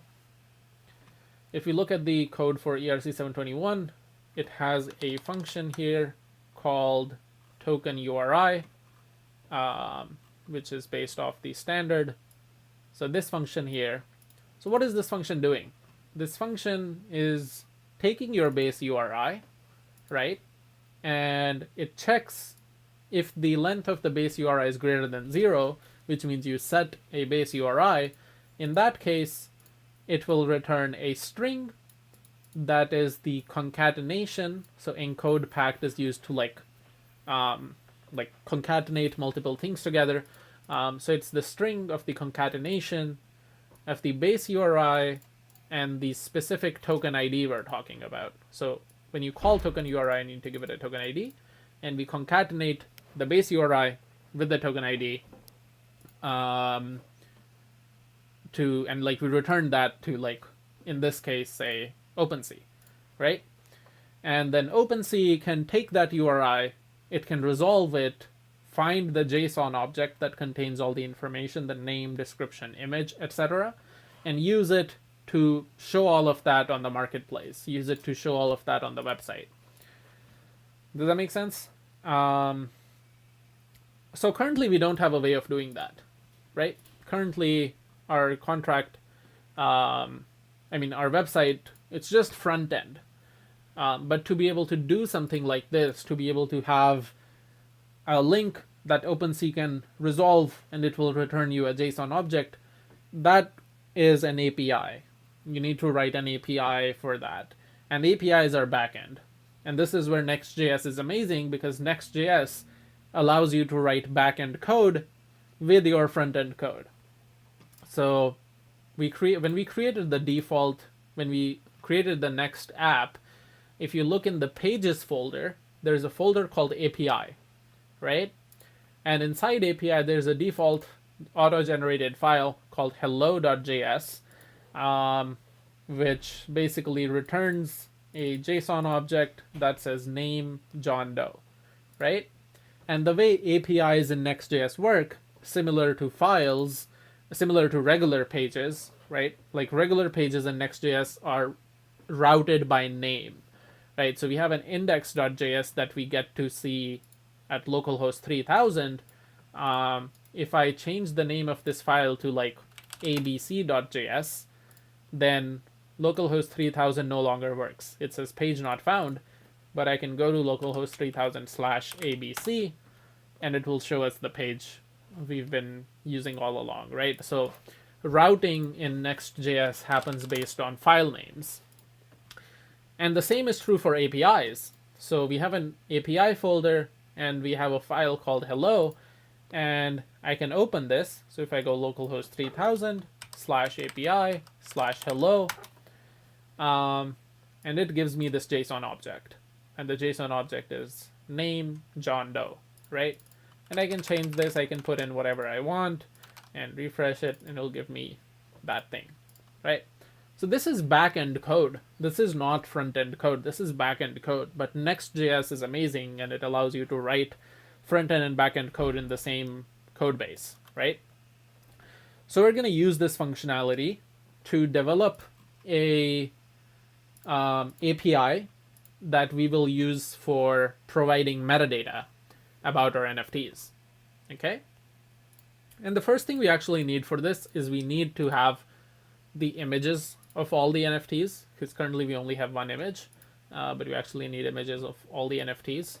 So I'm going to try to see if I have it downloaded. Otherwise, I'm going to download it again. Yes, I do. You can find the download for this in the tutorial, but I already have them all downloaded. So I'm just going to copy paste these guys, and I'm going to plug it in to my current project. Well, I'm just doing this on a different monitor, so sorry if you can't see it, but give me just 1 second. All right, so I copy pasted all the images. So now we have all the way from 0.svg to 19.svg, right? And what we can do now, like, let's rename this hello.js to, actually, let's keep it like that. I'm gonna get rid of this code, and we are going to implement our API. Okay, and the way we implement our API is basically, okay, so first things first, we actually need to know which token ID are you asking us for, right? So we saw in our contract that our contract, what it does is it takes a base URI and then it adds a token ID next to it, right? So assuming our website, like for example, if we had the base URI of like example.com, and we had a token ID equals 1, and base URI was https example.com, calling token URI for token ID 1 in our contract will give us https example.com/1, right? And then if you do it for 2, you will get 2, 3, 4, whatever, right? So first thing, we need to first of all create a generic API endpoint. It doesn't make sense to have like 20 different API endpoints just because you want to serve metadata for 20 different NFTs. Because like imagine, what if you had 10,000? What if you had 100,000? Are you going to write separate code for 100,000 NFTs, 100,000 endpoints? Of course not. So we're going to need to make a generic endpoint. And the way we do that is we look at Next.js documentation. Next.js API parameters. So you can pass some information. So Next.js has this thing called a dynamic API. And a dynamic API was built to do exactly this kind of thing, where you can have like, let's say you have an API that looks like this. So API/posts/12345. And maybe this is like a post ID, which can change. And you want a way to like actually get the value of what was said, right? In our case, we want to be able to get the value of what was said here. So the way dynamic routing works is you rename your API file, but you type the name of the thing. I'm going to zoom in so you can see it. You type the name in square brackets, right? And you name it whatever. So in this case, I'm going to name it square brackets token ID .javascript. And what I can do now is this tells Next.js automatically that there is a dynamic variable here, and pages like /API/something, I can access its value. So I can be like const token ID equals request.query.token ID. And query is the name of this thing. It's called a query parameter. And the property is token ID because the file name is token ID. If I change the file name to be like hello, then the variable's value will be stored in rec.query.hello, right? And let me show it to you that this actually works. I'm going to return a JSON object that says token ID, right? And now if I go into my browser and I do localhost 3000/API/1, it says that token ID is 1, which means it read that value. If I do 2, it says token ID is 2. If I do 3, it says token ID is 3. If I do yabba dabba doodle, it says the token ID is yabba dabba doodle. Obviously, that's not a valid token ID, but my point is it's recognizing whatever I put here as a variable and storing it in this variable here because I named the file square bracket token ID.js. If I were to rename that file to maybe just square bracket ID.js, and if I try accessing it, it's gonna not detect it. It's gonna say it's gonna not work because rec.query.tokenID is not defined. But if I update it to rec.query.id, which is the new name of this file, and refresh, it will work again. So it doesn't matter what name you give to your file. You just need to know that that name will affect how you read that value. Okay. So now we have a token ID. Okay. And we want three things. We want a name. So for name, we can just do name equals cryptodev, and let's just say, oops, let's just add our token ID here. So it will say things like cryptodev1, cryptodev2, whatever, right? Maybe even add a hashtag. Then we want a description. The description can be same for all of them for our use case. We'll just do cryptodevs is a collection, is an NFT collection for Web3 developers, right? Let's just keep it simple. And then we want an image URL. So going back to OpenSea standards, we can specify an image property that is the URL to an image, right? So we do const image equals, and this is going to be like a URL. So this needs to be a publicly accessible URL. You can't say localhost here because OpenSea won't be able to resolve localhost. And also currently we don't have a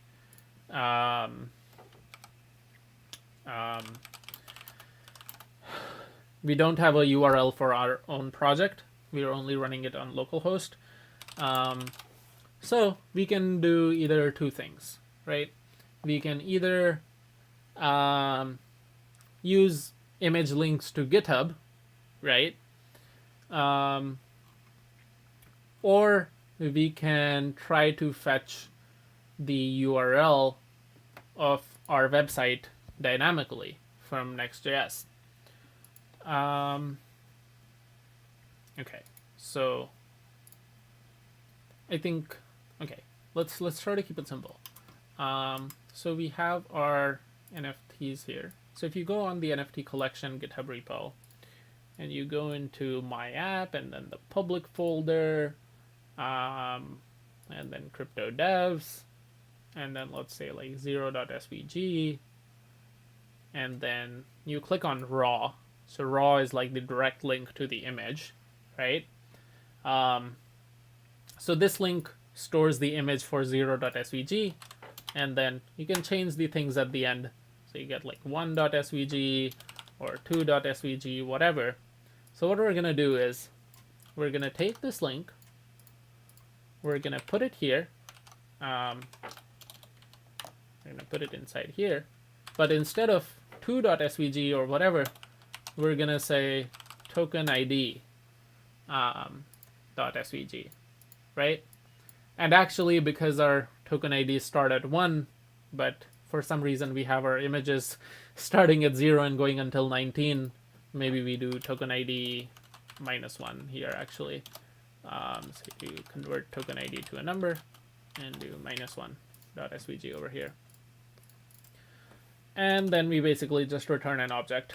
So you do return res.json, and we have these three things in there. So name, description, and image, right? So if I refresh this thing now, you'll see. So localhost 3000/API/1, it's a JSON object that contains these three properties.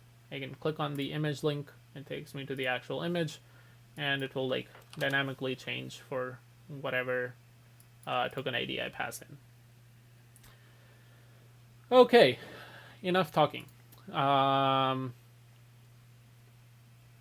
So we have figured out how to build the API to serve metadata, but we still face the same problem that our website, our Next.js application, only works on localhost right now.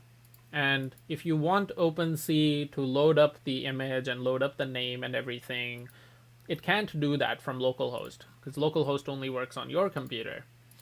So we are actually going to need to host this website. And the way you host Next.js websites really easily, thankfully it's like super easy to do this, is you go on Vercel. But before you go on Vercel, you need to upload your website to GitHub. Or rather maybe like upload the entire project. So I'm gonna do that. Okay, so I'm gonna create a new Git repo on my GitHub.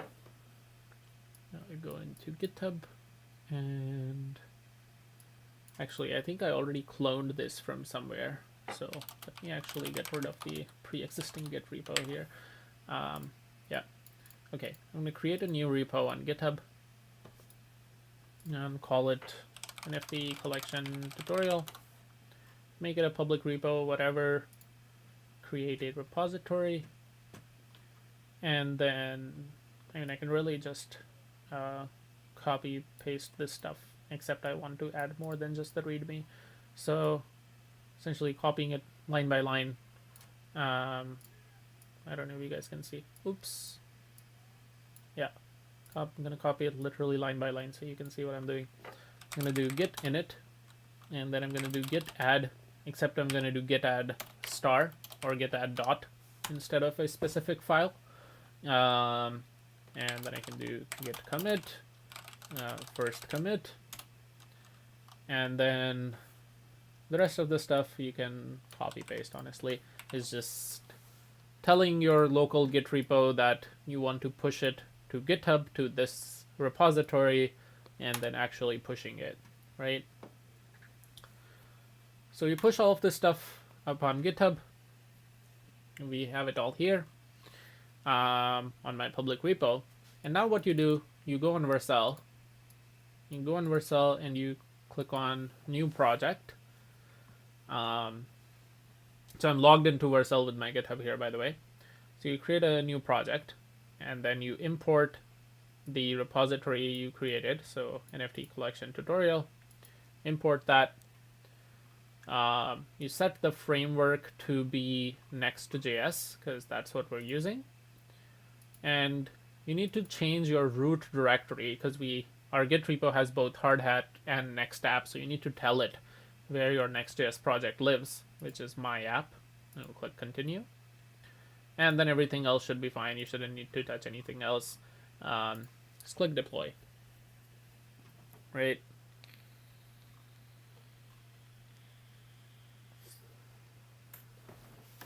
And after deployment finishes, we will have a publicly accessible website that any of us can open, which also means we will have a publicly accessible API endpoint that any of us can open, including OpenSea, right? And that's what we will use to allow OpenSea to track our metadata. We're going to need to redeploy our contract for this because we only set the base URI in the constructor. Yeah, but typically you would, like, we kind of did things in reverse order, right? We did the, like, typically if you're deploying on mainnet, you typically would have the base URI figured out before you do a deployment. Or at least, like, you would have a function that allows you to change the base URI. But in our case, we're just going to redeploy it. And this goes back to our hardhat constants file. And now maybe you understand why I deleted the metadata URL from there, because Sneh had her metadata URL in here, and her website was deployed to Vercel. And because of that, the NFTs we minted earlier, before I deleted this, do have images on OpenSea. But I wanted to explain it to you, like, how that was working, or why Sneh put a website URL there. Cool. So, okay, Vercel deployed our project. Congratulations, it's done. If you go to the project, you can click on this link, and this is your publicly deployed website. That's amazing, right? You just deployed a website live over on the internet. And more specifically, actually, let me just connect my MetaMask. So connect. Right. And on this publicly accessible website, if I do API/1, it still returns the same JSON object, but now it's a publicly accessible URL. So what I'm going to do, we're going to take the everything before the 1, right? Because again, like, we want to give it the base URI. The token ID, the contract will add the token ID. We want to give it the base URI. The base URI now becomes our website's API link, and it will add the 1 or 2 or 3, whatever, at the end over there. So we take this base URI, we give it to Hardhat so it can include it when deploying the contract, right? We go into the Hardhat folder, deploy the contract again.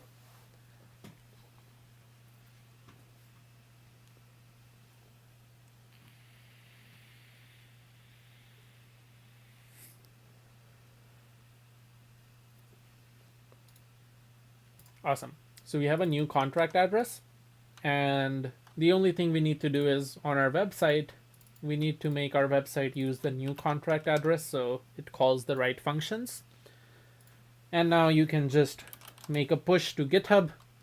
So if you look at our Git status, we have 3 files that we changed, right? So actually, what did I change here? Oh, I just changed the comments here. So we changed the API file, we changed the constants file in the website, and we changed the constants file in the Hardhat project. So I'm going to do git add all of these and do a git commit, update metadata URL, and then do a git push, right? And Vercel is kind enough, Vercel is amazing, because Vercel will detect that you made a push to GitHub, and it will automatically redeploy your website, right? So it detected that you made a push, and it started building your website, started compiling the code. It's going to take maybe 30-40 seconds to do this, and then it will automatically redeploy the website. There we go. So it's ready, and the link stays the same. So if I just go on the link here, this is now the new contract, because it says 0 out of 20 NFTs have been minted. So I'm the owner, so I start the pre-sale. It's a new contract. Wait for the pre-sale to start, and then there we go. So the pre-sale started, and oh god, I keep forgetting I can't do a pre-sale mint because I'm not whitelisted. Okay, so we'll wait 5 minutes. But the point is now, let me show you the older NFTs since I was talking about it. So the older NFTs we minted when Sneh still had her metadata URL set, if you open those up, you will actually see that those ones, clearly you can see an image there, right? You can see an image, you can see a name, you can see a description. That's what the metadata URL does. Whereas once we removed the metadata URL, we were getting random name, no description, and no image. And now we created our metadata URL, we created the API, I explained to you what it does, how it works, why Next.js is amazing, and how you host it on Vercel. So we've done all of those things. And when we mint an NFT from this new contract here, OpenSea will detect that, and OpenSea will be able to fetch the image for that NFT. Yeah, okay. So I'm just gonna wait a couple more minutes. I think it's almost ready. But yeah, for the most part, that's basically it for the tutorial. There won't be any more coding we're doing. We built the website, we wrote a bunch of code, wrote a bunch of functions. If you guys have any questions, please post them in chat, and I will answer them the best I can. While we wait for this mint to go public. But yeah, that's basically the coding part. That's all of the coding part necessary.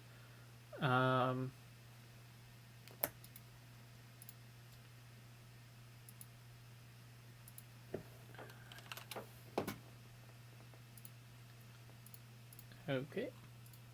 I'm gonna check on YouTube. View library.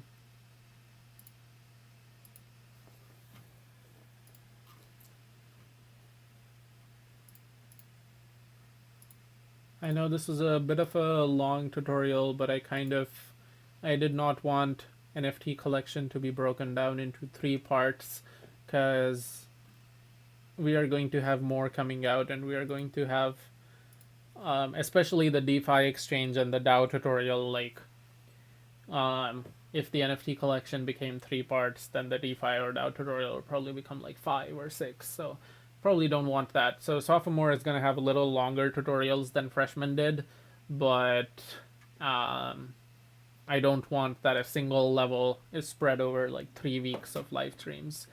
So hopefully that is okay. So we're still waiting on Vercel to do a switch it to public mint. Okay, yeah, we did it for like roughly 3-4 minutes ago. Should be there in like a minute.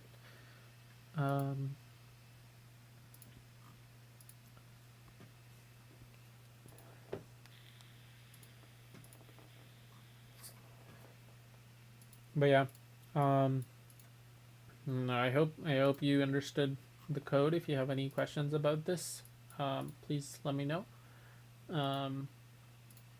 We're just waiting for public mint. I should have whitelisted myself before the tutorial. I didn't. I completely blanked out and completely forgot that this was a thing. And yeah, I did part 2 without Snay, like I forgot about the whitelist contract. So sorry about the wait. So absolutely just missed it. Cool. It should almost be ready now. So if we look at start pre-sale, we started the pre-sale at, well, 4 minutes ago, and our pre-sale ends in 5 minutes, so almost there. Let's see, I'm gonna play a little bit of music. Nobody, I think a lot of you, I see a lot of like known names in the chat. I feel like a lot of you have already gone through Sophomore, but thank you for coming here to support.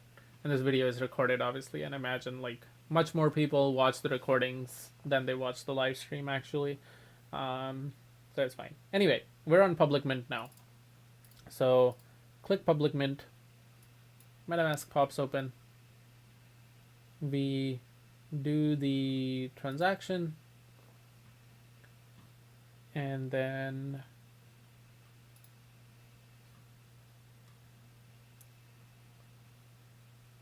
we wait for the transaction to be minted, to be mined. Sorry, I keep saying minted. Hey Snay, no, it's fine. It's fine.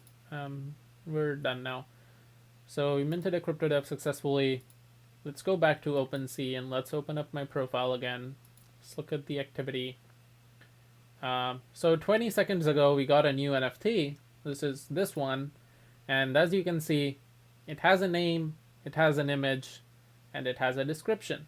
That's exactly what we wrote, right? So our website /API/1, oops, not a dot, /API/1, crypto dev number 1, says crypto dev number 1, says crypto devs NFT collection for Web3 developers. That's what it says here in the description. And then it has this image, which is this image right here. So that's how metadata works. We covered a lot of ground in this tutorial. We built the entire front end. We deployed it to Vercel. We learned how to create a backend API endpoint in Next.js. We like made use of the whitelist contract. Like, even though it's not, I couldn't demo it earlier, but like we made use of it because clearly it was not allowing me to take part in the pre-sale. and if somebody was on the whitelist, it would have allowed them to take part in the pre-sale. So we made use of a previously deployed contract, and yeah, this is basically how you build an NFT collection. This is how you build a 10,000 PFP project. The only difference is our NFT collection has 20 images, and in a 10,000 PFP collection, you would have 10,000 images, but the process is the exact same. You have a metadata URL, you have a front end that lets people mint, and you have a contract, and like you have a backend API endpoint that can serve the metadata. So yeah, we are done. This is it. Thank you everyone for coming. I am going to pause here for a couple of minutes for any questions, play some music in the background, and play the add surf game I always do at the end of my tutorials while I wait for any questions. If not, I'm gonna cancel. I'm gonna stop the space at 12:45, so 4 minutes from now. And for the next 4 minutes, and just you can watch me game if you want.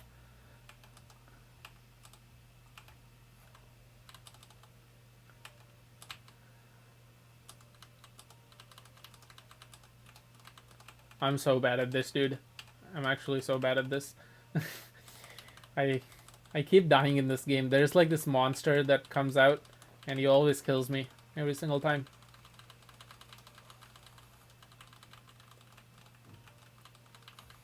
Yeah, this monster. Holy shit. I don't know how to escape him. He always catches up to me. He's faster than me.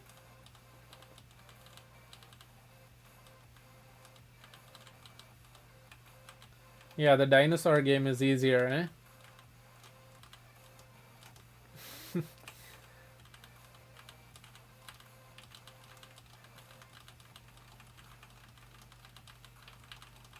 Oh, you know what I want to play? I have the audience here who's interested in this. How about we play a little bit of Type Racer? You guys keep asking me to play Type Racer. Let's see.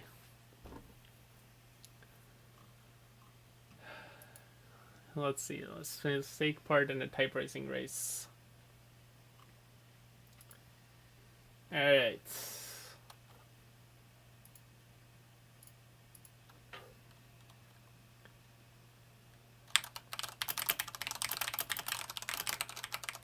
Oops.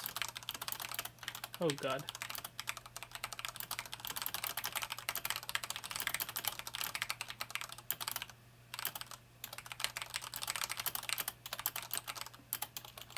I fucked up. I'm not winning this one.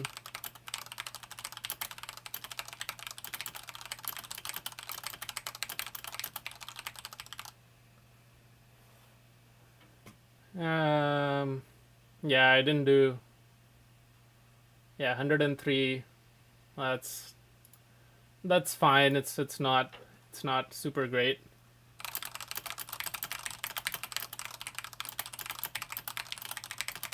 They're asking me to take a test because they think I'm cheating.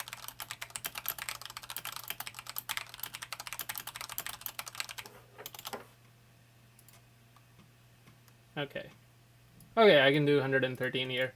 Type Racer is kind of hard because, I don't know, there's this pressure, and their website is a little bit laggy. I can do it better on 10 fast fingers. I'm used to 10 fast fingers a little bit more. Don't let anyone tell you that it doesn't matter where you're typing. It does matter where you're typing. But yeah, this one, I can do it better.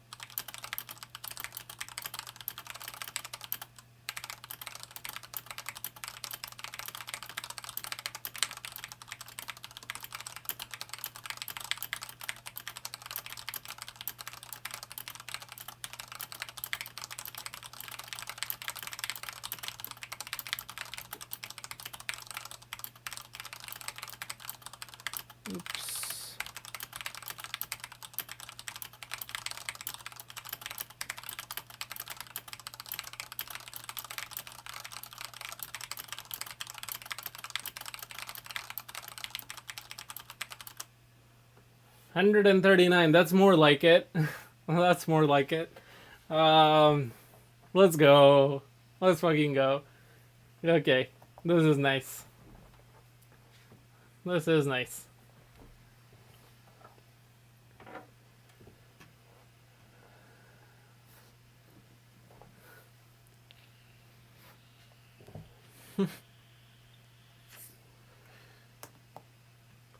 Your screen lag.